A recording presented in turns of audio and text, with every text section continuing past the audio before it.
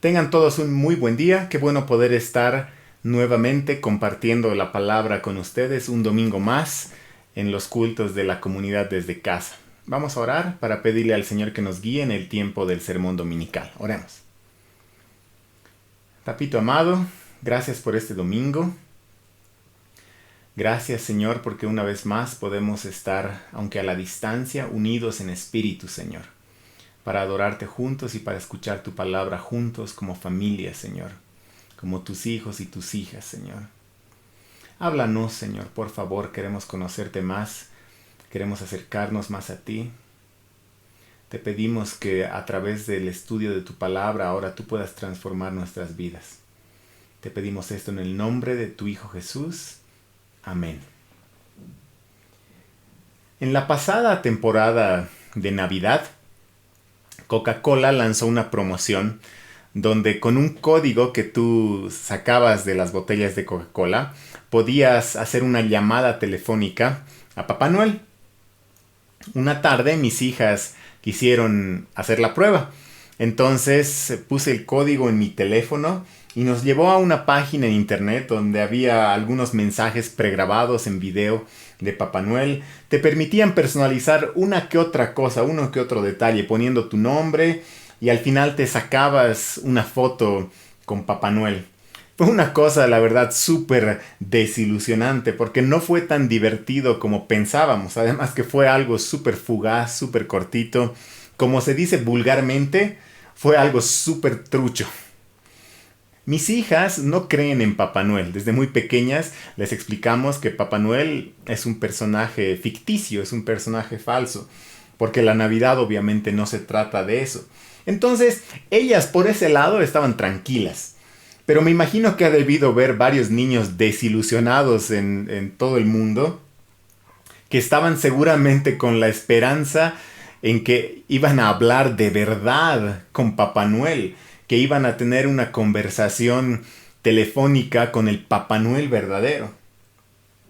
Pero se debieron desilusionar al ver que todo era pregrabado y que el Papá Noel de la llamada era obviamente un Papá Noel falso. Cuando nos topamos con falsificaciones, con productos falsos, con personajes falsos que no son quienes dicen ser, estas experiencias terminan desilusionándonos grandemente. En el primer siglo después de Cristo, había una falsificación de Jesús que se estaba introduciendo en las iglesias de la época. Era una falsificación de Jesús que estaba siendo predicada por falsos maestros. El apóstol Juan escribió su primera carta, primera de Juan, combatiendo a estas falsas enseñanzas y animando a la iglesia de la época con la verdad del Señor Jesús y con la verdad del Evangelio. Hoy estamos comenzando una nueva serie de sermones basados en la primera carta de Juan.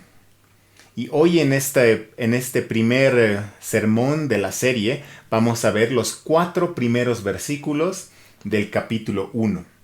Primera de Juan, capítulo 1, versos del 1 al 4. He pedido a Abby Arias que pueda ayudarme leyendo este pasaje. Entonces pueden buscar en sus Biblias, Primera de Juan, capítulo 1, versos del 1 al 4, y Abby nos va a ayudar con la lectura.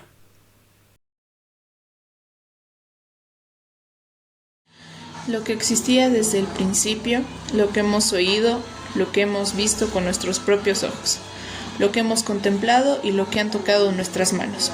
Esto escribimos acerca del Verbo de vida, y la vida se manifestó. Nosotros lo hemos visto y damos testimonio y les anunciamos a ustedes la vida eterna que estaba con el Padre y se manifestó a nosotros. Lo que hemos visto y oído les proclamamos también a ustedes, para que también ustedes tengan comunión con nosotros. En verdad, nuestra comunión es con el Padre y con su Hijo Jesucristo. Les escribimos estas cosas para que nuestro gozo sea completo.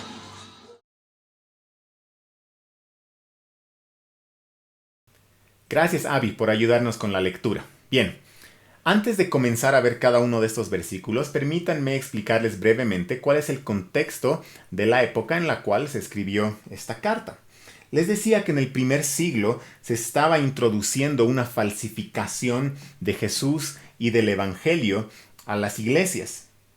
Esto venía de las enseñanzas del gnosticismo. Gnosticismo viene de la palabra griega gnosis, que significa conocimiento.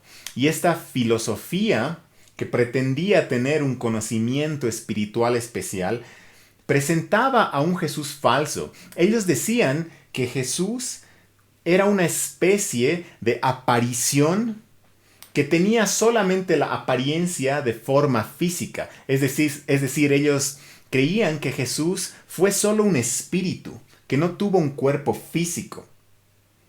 Por eso Juan escribe esta carta para combatir a estas enseñanzas. Y en el capítulo 4 de Primera de Juan vemos que el apóstol dice que cualquiera que niega que Jesús vino en carne es un anticristo. Otros decían que Jesús era un hombre en el cual entró el espíritu del Cristo divino. Y que este espíritu salió de Jesús el hombre antes de que sufra, antes de su sufrimiento, antes de su muerte. Entonces, estos maestros gnósticos decían que el Cristo no sufrió, que el Cristo no murió. Entonces, Juan nuevamente defiende el Evangelio frente a esta falsa enseñanza, y en Primera de Juan, capítulo 2, verso 22, él dice que cualquiera que niega a Jesús es anticristo. Los gnósticos tenían estas ideas totalmente antibíblicas y totalmente descabelladas, porque ellos creían en un dualismo, donde el espíritu era lo bueno y donde todo lo material era lo malo. Para ellos, entonces, lo que importaba era el espíritu y el cuerpo no importaba tanto. Todo esto estaba causando problemas dentro de la iglesia. Primero, estas falsas enseñanzas, estos falsos maestros estaban desviando a las personas hacia creer en un Jesús falso, en un Jesús que no es el Jesús bíblico, el Jesús verdadero. Segundo, estas ideas dualistas estaban llevando a algunos a tener tendencias como por ejemplo de castigar y hacer sufrir al cuerpo. ¿Por qué? Porque bueno, pues lo espiritual es lo bueno, el cuerpo es malo, entonces tiene que sufrir. O tal vez otros se iban a otro extremo, a un extremo un poco más libertino, donde decían, bueno, como el cuerpo no importa, como el espíritu es lo que importa, entonces yo puedo hacer lo que me da la gana con mi cuerpo. Tercero, esta herejía estaba causando división en la iglesia, porque algunos que creían haber adquirido esta gnosis, este conocimiento espiritual, se creían más espirituales que otros y hacían a un lado a los que ellos consideraban menos espirituales o menos iluminados. Entonces, es en medio de todo este contexto que el apóstol Juan escribe alrededor del año 100 después de Cristo, escribe esta carta desde Éfeso. Desde Éfeso a las iglesias cercanas de Asia Menor. Algunos estudiosos dicen que esta no es una carta, sino que es un sermón del apóstol Juan. Sea carta o sea sermón, el propósito de este texto es animar a la iglesia con la realidad de Jesús y con la verdad del Evangelio y combatir los errores gnósticos que estaban infiltrándose en la iglesia de la época. Entonces, hoy, en los primeros 4 versículos de esta epístola, en Primera de Juan, capítulo 1, versos 1 al 4, vamos a ver que Juan nos presenta al Jesús real. Y vamos a ver que conocer al Jesús real resulta en, primero, un testimonio real. Eso está en los versículos del 1 al 2. Segundo, una comunión real, y eso está en el versículo 3. Y tercero, un gozo real, y eso lo vamos a ver en el versículo 4. Entonces, veamos cada una de estas 3 partes de este pasaje. Primeramente, un testimonio real en los versículos del 1 al 2. Juan comienza el versículo 1 diciendo lo que existía desde el principio. ¿Dónde hemos leído antes estas palabras? Son palabras familiares, ¿verdad? La Biblia comienza en Génesis 1:1 diciendo, en el principio creó Dios los cielos y la tierra. El apóstol Juan comienza su evangelio de una manera similar. El evangelio según Juan, capítulo 1, versículo 1, dice, en el principio era el Verbo, hablando de Jesús. Juan también en su introducción, en el primer capítulo de Apocalipsis, en el versículo 8, registra las palabras de Jesús, que dice, yo soy el alfa y la omega, el principio y el fin.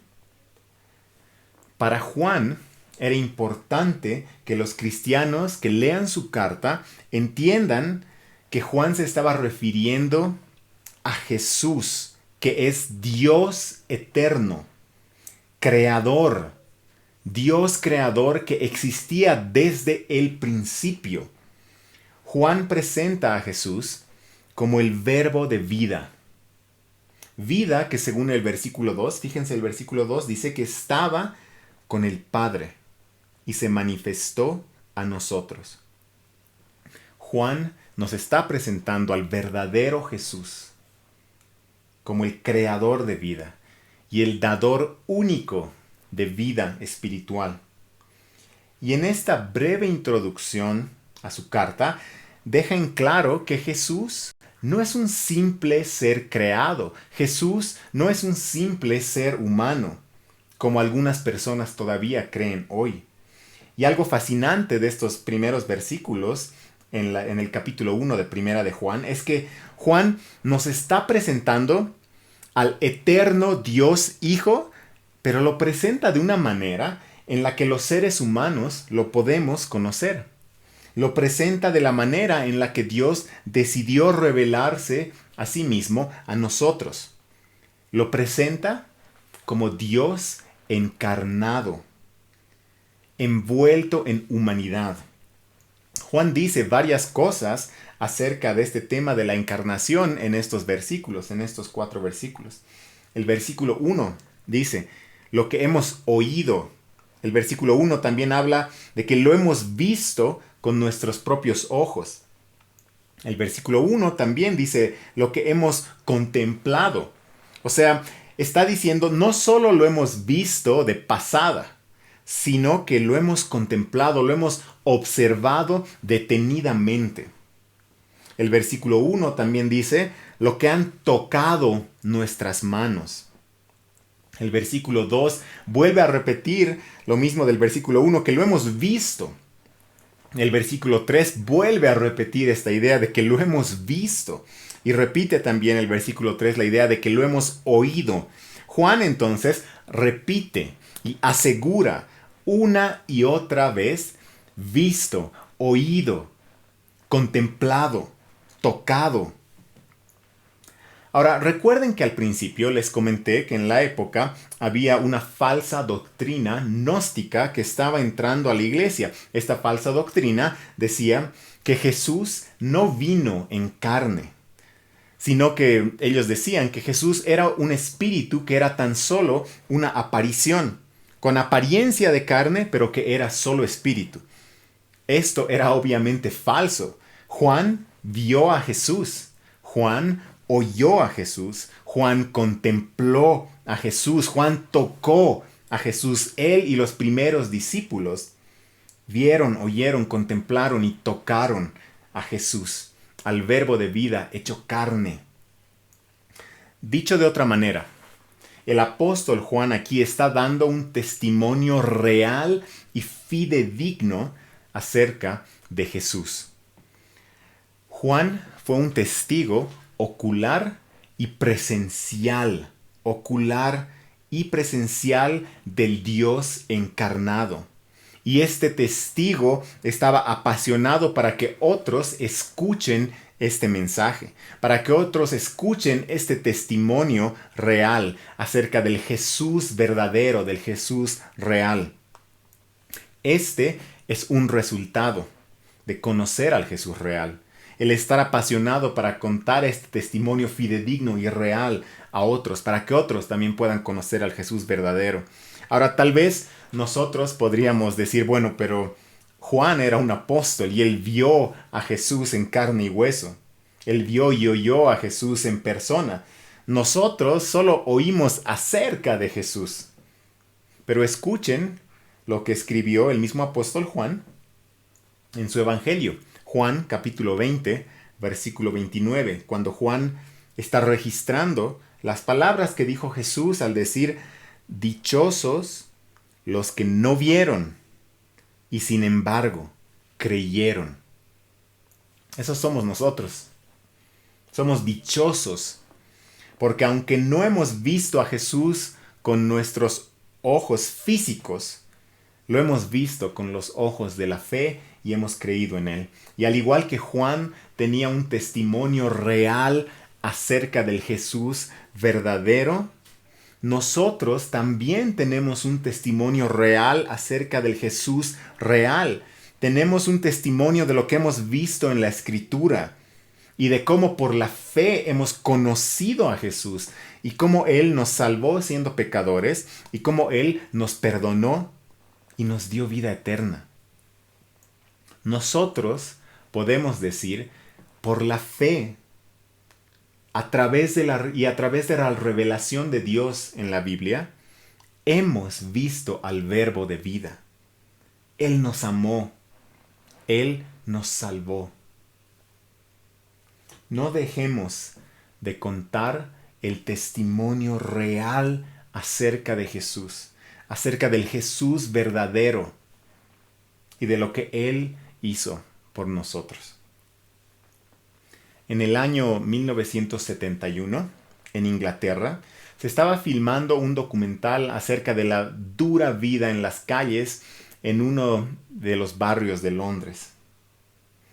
Al terminar la grabación de este documental, uno de los compositores, llamado Gavin Bryars, que estaba trabajando en esta producción, se llevó a casa varios de los cassettes que tenían material que nunca se llegó a usar en el documental. Es decir, eran todas las grabaciones que ya no llegaron a entrar en el corte final de esta producción. Entre estos cassettes, este músico, este compositor, encontró la siguiente grabación. Jesus' blood never found me yet, never found me yet. Jesus' blood never found me yet. This one thing I know, for He loved me so. Era la grabación de un ancianito indigente que vivía en la calle, que en medio de esta subida dura en la calle, él estaba cantando, repitiendo una y otra vez las mismas palabras. Permítanme traducir al español estas palabras. La canción de aquel anciano era esta. La sangre de Jesús jamás me falló. Esta sola cosa sé, cuánto me ama Él.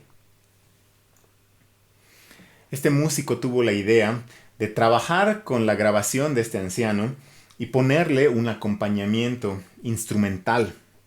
Entonces él se llevó este cassette a un estudio de grabación en Londres y bueno, dejó la grabación en este estudio para que sea procesada, para que sea copiada, y mientras en el estudio trabajaban con el cassette, él se fue a tomar un café. Cuando volvió al estudio, él relata lo siguiente, escuchen sus palabras. Cuando volví, encontré que la habitación que normalmente estaba llena de energía, ahora estaba apagada de una manera inusual. La gente se movía más lento de lo normal y unos cuantos estaban sentados a solas, llorando en silencio.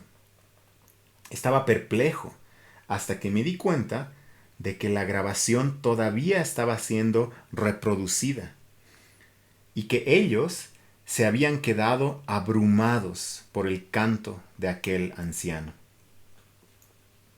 Más adelante este músico dice lo siguiente: a pesar de que este hombre murió antes de poder escuchar lo que hice con la grabación de su canto, esta pieza queda como un elocuente, aunque poco valorado testimonio. El testimonio de Jesús, que fue transmitido por el canto sincero y sencillo de este hombre indigente, de este ancianito indigente, aún en medio de la dureza de la vida en la calle, impactó a muchos y continúa haciéndolo así hasta el día de hoy. Juan vio, oyó, contempló y tocó al Jesús verdadero, al Jesús real. Jesús transformó la vida del apóstol Juan y le dio un testimonio real y verdadero para que él vaya y cuente a otros. Y eso estaba haciendo Juan, llevando este testimonio real y verdadero a aquellos que estaban siendo engañados en el primer siglo por los falsos maestros gnósticos.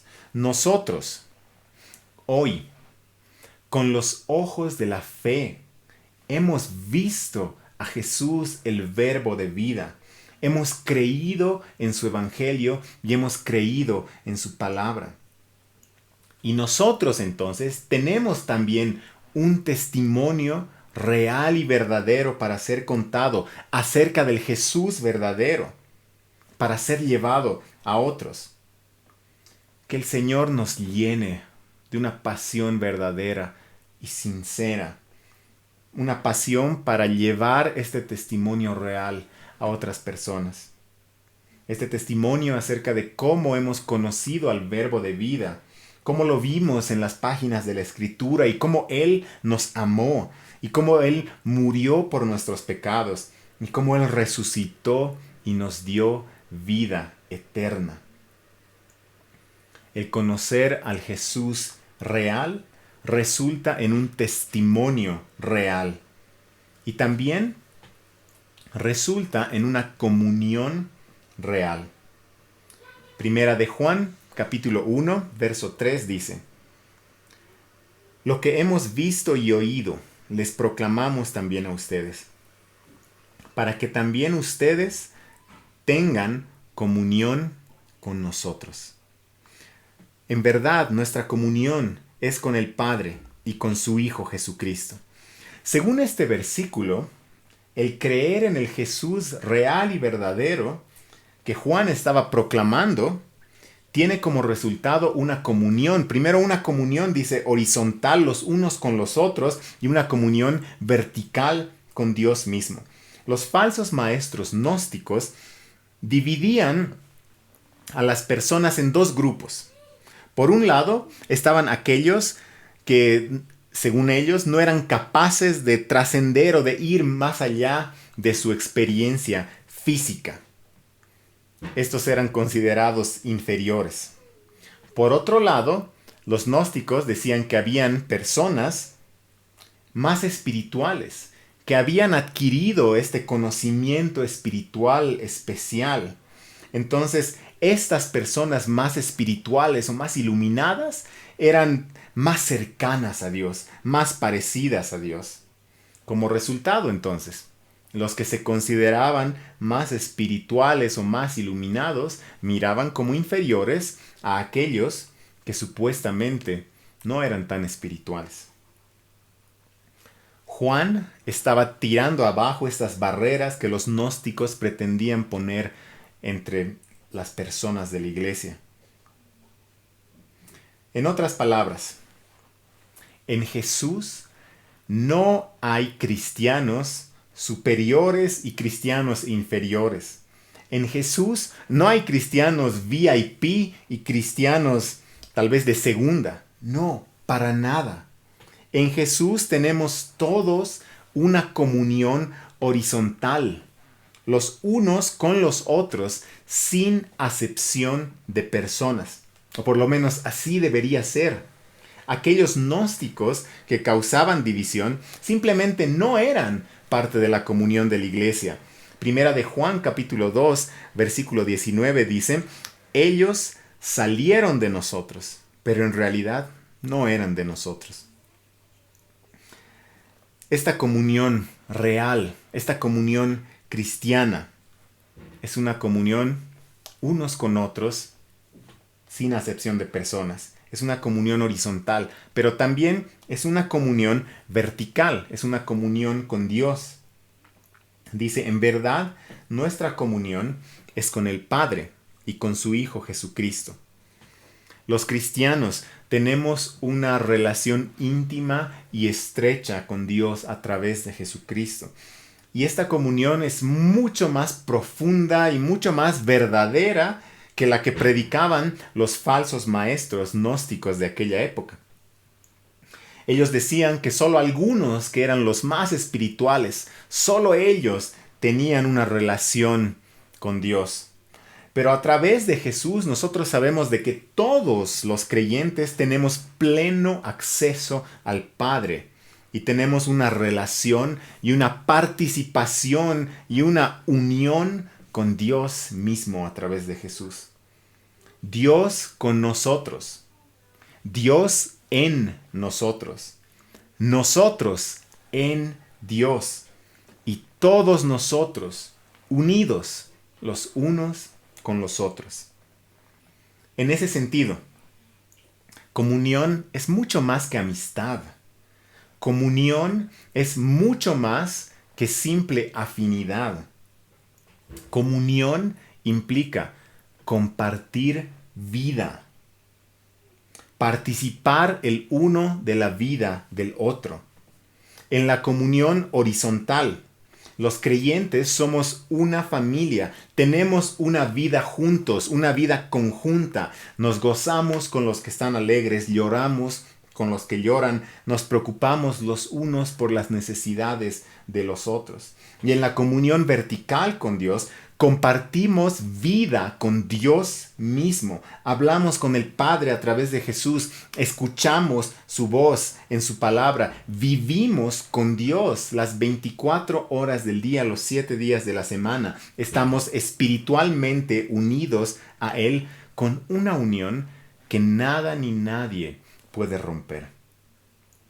Repito la frase que dije hace un momento. Dios con nosotros.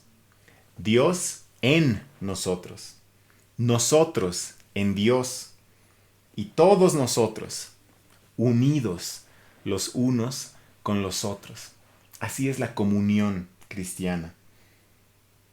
Ya llegando al capítulo 3 de Primera de Juan, vamos a ir por un momento a esta porción. Juan dice esto acerca de esta comunión. Primera de Juan, capítulo 3, versículos 23 al 24. Y este es su mandamiento, que creamos en el nombre de su Hijo Jesucristo, y que nos amemos unos a otros como Él nos ha amado. El que guarda sus mandamientos permanece en Él, y Dios en Él. Y en esto sabemos que Él permanece en nosotros, por el Espíritu que nos ha dado. Creer en el Jesús real produce amor los unos a los otros. Esa es la comunión horizontal. Y produce un andar en los mandamientos de Dios. Esa es la comunión vertical. Y así como el error gnóstico de aquella época era un ataque contra la comunión de la iglesia, hoy también necesitamos cuidarnos de errores similares. Necesitamos guardarnos de no caer en el error de pensar que hay cristianos VIP o cristianos más espirituales y tal vez ver a otros como si fueran cristianos de segunda categoría o inferiores. No caigamos en ese error. No hay cristianos de segunda, todos somos iguales, todos compartimos vida, tenemos una comunión y todos tenemos comunión con el Padre. En Jesús todos somos participantes. Necesitamos perseverar en el amor mutuo. Estoy muy agradecido por todo lo que he visto y lo que hemos visto durante esta pandemia, que aunque hemos estado distanciados por un largo tiempo, ha sido también uno de los tiempos en la vida de nuestra iglesia donde la comunión cristiana, la comunión que tenemos en Cristo, se ha visto y se ha sentido de una manera muy cercana. No sé cómo podríamos atravesar o cómo podríamos atravesar un tiempo así como el que estamos viviendo ahora, estando solos. Qué difícil sería atravesar esto solos. Hermanos y hermanas, es una bendición ser parte de la familia de Dios en Jesús con cada uno de ustedes. Es una bendición poder llamarlos hermanos y hermanas en Cristo. Es una bendición del Señor poder tener esa participación de vida los unos con los otros y con el Padre también. Que el Señor nos fortalezca en amor y que nos siga guiando en apoyarnos los unos a los otros, especialmente en tiempos como este de tanta dificultad que estamos viviendo. Entonces, conocer al Jesús real produce esta comunión real, un testimonio real como hemos visto al principio, y además el conocer al Jesús real tiene por resultado un gozo real. Primera de Juan, capítulo 1, verso 4 dice: Les escribimos estas cosas para que nuestro gozo sea completo. Algunas versiones de la Biblia dicen para que su gozo sea completo. Y la idea es que al conocer al Jesús real, esto produce y perfecciona el gozo en las vidas de los creyentes. Esto le trajo gozo a Juan y esto trajo gozo a los creyentes que estaban leyendo también estas palabras del apóstol. Conocer al Jesús real produce un gozo, perfecciona gozo en la vida de los creyentes. Y es necesario aclarar que el gozo cristiano no significa estar alegre solo cuando las cosas estén bien o estar alegre todo el tiempo. El gozo cristiano es algo mucho más profundo. El gozo significa estar satisfecho. El gozo es la satisfacción plena del cristiano. Cuando las cosas vayan bien, pero también cuando las cosas vayan mal. Cuando uno esté enfermo o cuando uno esté sano. Pase lo que pase, en las buenas y en las malas, en cualquier circunstancia, el gozo significa que el creyente estará satisfecho en Cristo en todo momento. Puesto de otra manera, el gozo cristiano significa que todos nuestros deseos y anhelos más profundos están satisfechos en Cristo Jesús. Ahora, si el Jesús en el que creemos no es el Jesús verdadero, y es tal vez un Jesús falso como el que predicaban los gnósticos, o un Jesús falso que tal vez nosotros nos hemos hecho a nuestra propia imagen, esas falsificaciones de Jesús no pueden satisfacer nuestros deseos y nuestros anhelos más profundos. Y eso es justamente lo que ocurría en esa época. Esa falsificación de Jesús que predicaban los gnósticos no podía satisfacer a los creyentes, no podía completar su gozo. Más que nunca, ahora, en estos días, he estado escuchando de muchas personas decir que luchan con la depresión. Y tal vez no solo estos días, sino estos últimos años. Escuchamos a personas creyentes y no creyentes que luchan con la pérdida del gozo en sus vidas. Me parece que este tema de la depresión es uno de los problemas más grandes de nuestra época. Escuchen lo que dice la Organización Mundial de la Salud acerca de este tema. Dice así, estos son datos de enero del 2020 por si acaso. Dice así: la depresión es un trastorno mental frecuente. Se calcula que afecta a más de 300 millones de personas en el mundo.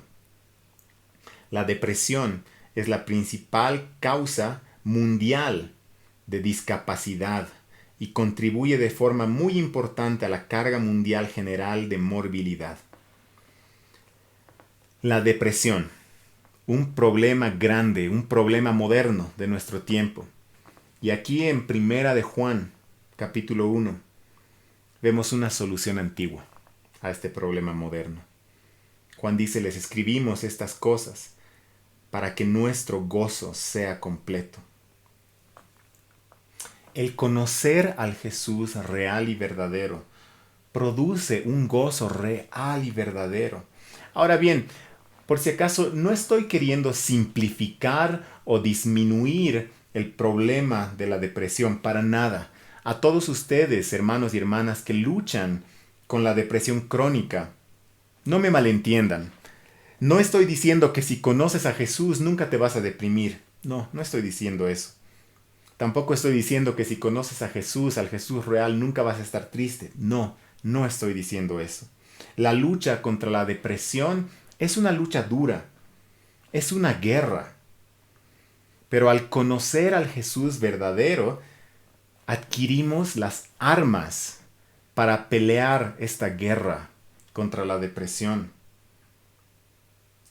Tal vez en esta guerra algunas veces caigamos y perdamos algunas batallas, pero la victoria final está asegurada en Jesús. Permítanme leer una cita de Martyn Lloyd-Jones acerca de este tema, de la depresión y la tristeza. ¿Te has dado cuenta de que la mayoría de tu infelicidad se debe al hecho de que te estás escuchando a ti mismo en vez de hablarte a ti mismo? Martyn Lloyd-Jones explica que a veces nos vienen pensamientos tristes. Él explica que a veces nos vienen estos pensamientos tristes y nos hunden y nos roban el gozo. Y muchas veces lo que nosotros hacemos es simplemente escuchar estos pensamientos que nos vienen y dejarnos llevar por ellos.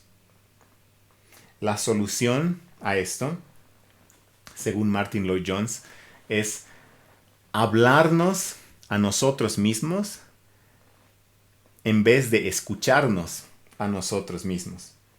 Escuchen lo que él dice. Dice, el tratamiento de este hombre, está hablando del salmista en el Salmo 42, el tratamiento de este hombre era este. En lugar de permitir a su interior hablar, él comienza a hablar a su interior. ¿Por qué te desesperas, alma mía?, pregunta. Su alma lo había estado deprimiendo, aplastando. Entonces él se levanta y dice, alma, escúchame un momento, yo te voy a hablar. Juan, en esta epístola, está dándonos los argumentos para que nosotros podamos predicarnos a nosotros mismos, para que podamos hablarnos a nosotros mismos y decirnos Jesús es real. Él es el verbo de vida que vino en carne. Él es Dios Hijo que murió por nuestros pecados, que nos ama, que nos salvó, que resucitó, nos dio vida eterna, que nos provee de una comunidad horizontal, que nos provee de una comunidad vertical con Dios, etcétera, etcétera. Juan nos está dando los argumentos y las armas para pelear con esta pérdida del gozo. Jesús es real y Él puede satisfacer todos los deseos de nuestros corazones. Desde hace muchos años que me gusta mucho, mucho el café. Antes me encantaba, después de almorzar algunos días, prepararme un cafecito. Agarraba un poco de agua caliente y el clásico Nescafé, lo mezclaba con el agua y tomaba mi Nescafecito. Y estaba súper feliz con eso. Todo iba bien. Hasta que un día probé café de verdad. Y desde aquella vez que probé el café verdadero, es decir, café en grano, recién tostado, molido a mano, preparado a mano. Desde esa vez ya no tuve más ganas de probar la falsificación. Jamás volví a comprar café instantáneo desde que probé el café verdadero. Es algo así lo que ocurre cuando conocemos al Jesús verdadero, al Jesús real. Cuando conocemos a Jesús, nos damos cuenta que Él es quien puede satisfacer nuestros deseos y anhelos más profundos del alma. Entonces así podemos finalmente dejar a un lado a las falsificaciones.